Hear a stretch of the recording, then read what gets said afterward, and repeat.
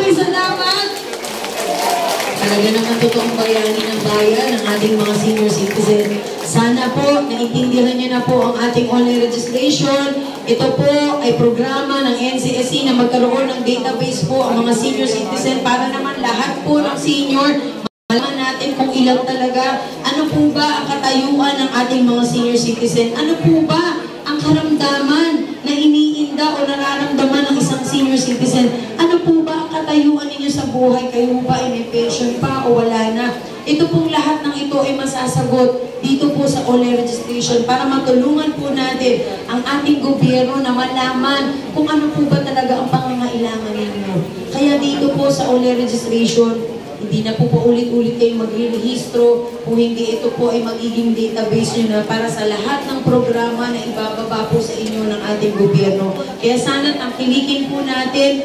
Nung nag-umpisa po ako dito sa online registration, 300,000 pa lang po ang nakarehistro ng mga senior citizen. Dahil na rin po sa sipag at sa mga volunteer na kasama ko na talaga namang gusto matulungan ang mga senior citizen. Umabot na sa 5 million na mga senior citizen po ang nakarehistro sa ngayon.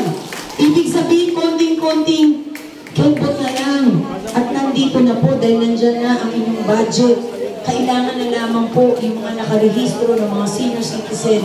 Dahil syempre, hindi naman po kayo papayag na ang budget ay nandyan na at wala ang inyong pangalan. Kaya naman kami po ay pupukan na bumababa sa bawat barangay para po makasama at marehistro natin ang mga senior citizen. Dahil ang gusto ko po, lahat ng senior sa buong Pilipinas, sa kabuuan ng Maynila, makatanggap ng direktang benepisyo para sa inyong lahat na hindi na kailangan maghintay, na hindi na kailangan magtanong pa, o bakit wala pa ba yung ganito namin, wala bang ganyan. Ito po ay direkta na sa inyo from the national government. Kaya sana po, yun po ang isipin po natin, yung programa na makakatulong po at magiging kapakinabangan po sa ating mga senior citizen. At hindi lamang po yan, ang Expanded Centenarian Act po na bagong batas ngayon para sa mga senior citizen na magkakaroon po kayo ng cash gift na 10,000 kapag kayo po ay tumungtong ng 80 years old, 85 years old, 90 years old, 95 years old, makaka-receive po kayo ng 10,000 pesos. Kapag umabot naman tayo sa 100 years old, meron kayong 100,000 pesos. Aba, syempre, pagpalakpak pa rin po natin. Dahil kahit halo, malaking bagay po na makareceive ng 10,000 at 100,000.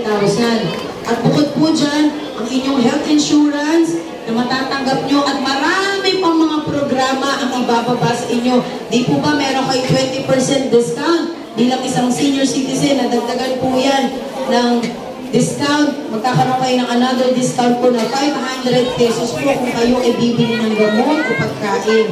So additional benefits po ng ating mga senior citizen. At syempre po, yung mga livelihood program ng NCSC, hindi naman po para magtrabaho pa kayo makuba. Kung hindi, ito po yung mga livelihood program na magagaan na pwede pa hong makatulong sa ating mga senior citizen na gusto pang lumabas at magtrabaho at kumita. Pandagdag lamang po ng inyong mga kailangan. So kung gusto niyo po malaman ang lahat ng update sa inyong mga programa, mag-visit lang po kayo sa website na www.ncsc.gov.ph. Kung hindi niyo po masyadong naintindihan, ipasulat niyo po sa encoder sa maliit na papel ang kanilang website. Ito po ay sarili niyong website na kung saan maa-update po kayo sa mga benefits na dagdag karapatan ng isang senior citizen at ano po ba yung mga latest na mga programa na ibinaba po sa inyo ng ating mahal na Pangulong Bongbong Marcos. Kaya naman, ipagpasalamat natin sa Panginoon ang lahat po ng ito at sa inyong mga senior citizen. At thank you kay Chairman po, Chairman Labadan. Hello, Chairman Felix. Si Chairman Felix, parang teenager lang, naka-short. Wow, si Chairman, mukhang nag-jogging. Chairman, thank you so much po sa pagbukas ng inyong pintuan para sa akin dito sa inyong barangay. Sa mga kagawad po ninyo, sa mga tanod, lahat po nang nandito sa inyong barangay, isa pong malaking karangalan para sa akin. Ako po ay makababa at makapiling po ang aking mga senior citizen dahil isang malaking karangalan po na tayo ay makakasama ngayon. Imagine, ang panahon po ng panahon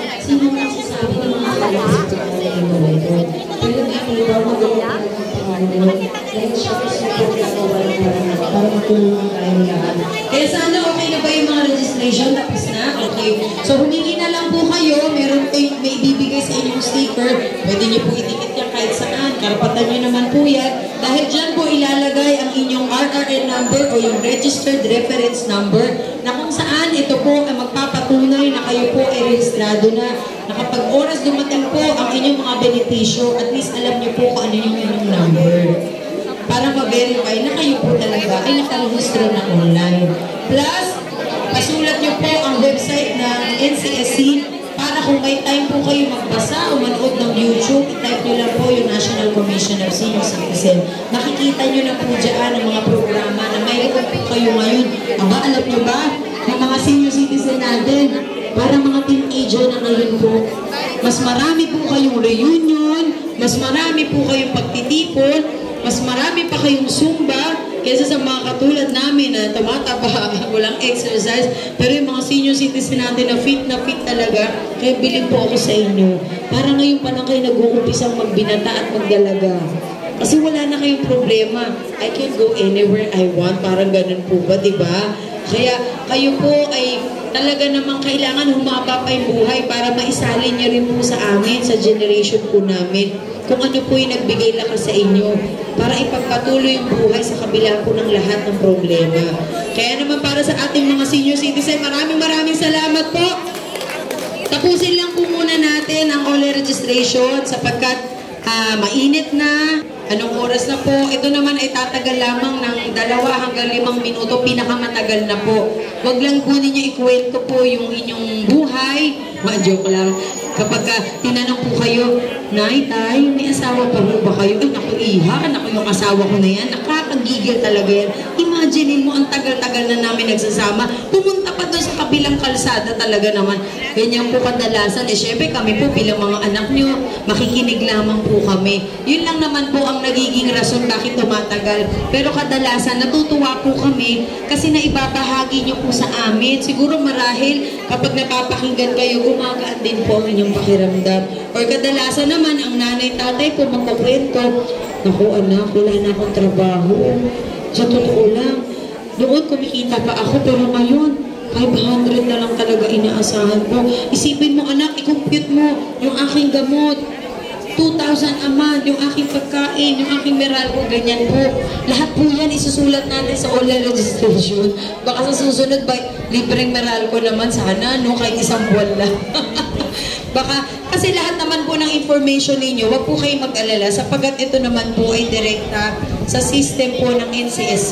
Ito naman ay hindi po kinokopya namin dahil ito po ay bawal. Kailangan po lahat ng information o mga sagot ninyo direkta po sa system ng NCSC dahil sila po ang kailangan nating tulungan para malaman ano po ba yung hinaing ng ating mga senior citizen. Ako po bilang isang maratamundong na ang aking advokasya ay matulungan ang ating mga magulang, ang ating mga senior citizen. Sabi nga nila, superhero daw po ako. Kaya naman kahit pagod po ako, hindi po ako napapagod sa harapan ninyo. Sa bahay, doon lang po ako talaga pagod na pagod. Kaya po ang anak ko sinasabi, Mami, bakit ka pa kasi pumasok sa ganyan? Hindi ka na namin nakakasama. Pero kapag pinapaliwanag ko po sa aking anak, ang sabi po ng anak ko, ay ganun ba Mami, gusto kitang tulungan. So paglaki ko, tatakbo na lang akong presidente ng Pilipinas. Parang talagang direkta na po yung tulong. Hindi, nakakatuwa lang, shinare ko lang po, na ako po, talagang nararamdaman ko ang sakripisyo ninyo. Dahil ngayon po, kailangan din isakripisyo ko rin yung oras ko para sa aking mga anak. Para po magampanan ko po ang aking tungkulin sa inyo at magampanan ko po na kayo talaga po ay matulungan. Kaya maraming salamat po! Mamaya kakanta pa po ako ha. Papahinga ko lang po sandali-sandali ang aking boses.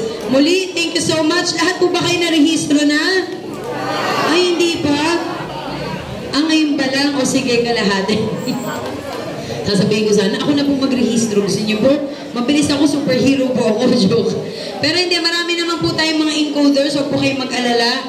Mabilis lamang. May pila naman, ano? Okay, sige. Okay, sige po. Babalik po ako muli. Iinom lang po ako ng tubig. Pero hindi po ako mawawala dahil mamaya magsasayaw pa po tayo. Maraming salamat!